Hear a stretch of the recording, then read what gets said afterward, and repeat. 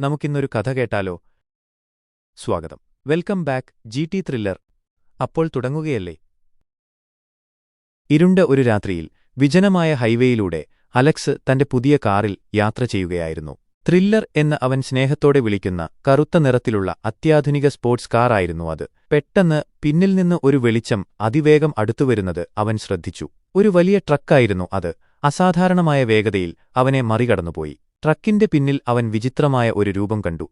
തലയില്ലാത്ത ഒരാൾ. ഞെട്ടലോടെ അവൻ കണ്ണുകൾ ചിമ്മിത്തുറന്നു. പക്ഷേ ട്രക്ക് അപ്പോഴേക്കും ദൂരെ മറഞ്ഞിരുന്നു. അവൻ വേഗത കുറച്ച് വണ്ടി ഓടിക്കാൻ തുടങ്ങി. കുറച്ചുദൂരം പിന്നിട്ടപ്പോൾ റോഡിന്റെ വശത്ത് ഒരു പഴയ വാൻ നിർത്തിയിട്ടിരിക്കുന്നത് കണ്ടു. അതിനടുത്ത് ഒരാൾ ടയർ മാറ്റാൻ ശ്രമിക്കുന്നു. അലക്സ് വണ്ടി നിർത്തി അയാളെ സഹായിക്കാൻ തീരുമാനിച്ചു. അവൻ വാനിൽ നിന്ന് ടൂൾ കിറ്റെടുത്ത് താഴെയിറങ്ങിയതും വാനിന്റെ പിൻവശത്തെ ഡോർ പതിയെ തുറന്നു. അതിനുള്ളിൽ കറുത്ത തുണികൊണ്ട് മൂടിയ എന്തോന്നിരിക്കുന്നത് അവൻ കണ്ടു. പെട്ടെന്ന് ശക്തമായ ഒരു കാറ്റ് വീശി തുണി നീങ്ങിപ്പോയി. അവിടെ കണ്ട കാഴ്ച അലക്സിനെ സ്തബ്ധനാക്കി. തലയില്ലാത്ത ഒരു മൃതദേഹം.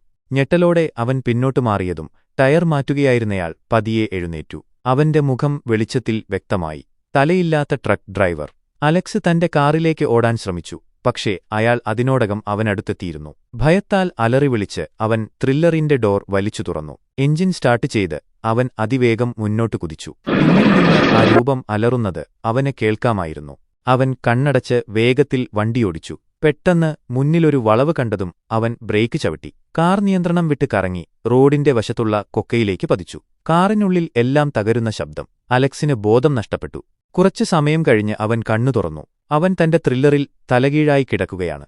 കാറിൽ നിന്ന് പുക ഉയരുന്നുണ്ടായിരുന്നു. അവൻ പതിയെ സീറ്റ് ബെൽറ്റ് അഴിച്ചുമാറ്റി പുറത്തേക്ക് വരാൻ ശ്രമിച്ചു. അപ്പോഴാണ് അവൻ അത് ശ്രദ്ധിച്ചത്. കാറിന്റെ മുൻപിലെ മിററിൽ അവനൊരു പ്രതിബിംബം കണ്ടു. തലയില്ലാത്ത ഒരു രൂപം അവനെ നോക്കി പുഞ്ചിരിക്കുന്നു.